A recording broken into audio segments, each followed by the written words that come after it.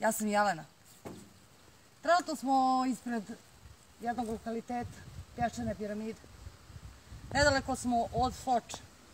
Starim putem Miljevina Foča, 6,8 km, naravno od Sarajeva. U povratku idemo ka Foči.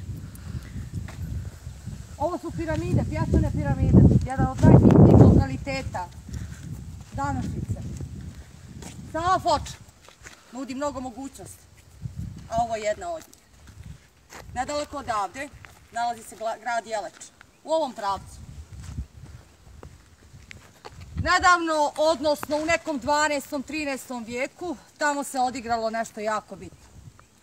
Sam Milutin i Dragutin vodili su rat. Rat oko prijestolja. Taj prijestol bio je jako bitan. Milutin je zbacio Dragutina sa konja i uzeo prestol. Stari grad. Naravno, taj stari grad ne podrazumijeva onaj grad koji se nalazi u Srbiji. Još jedna neistina i laž ovdašnje istorije. Pećine koje imamo u okolini govore o starosti same Foče, govore o antici, govore naravno o mnogo čemu, prvenstveno o mnogim naukama, mnogim umjetnicima, naravno karakteristični su ovi lokaliteti, bar za umjetnost. A nikako da se latimo istorije, arheologije i da dokažemo istine. Naravno, prošle godine otvorena je jedna od pećina.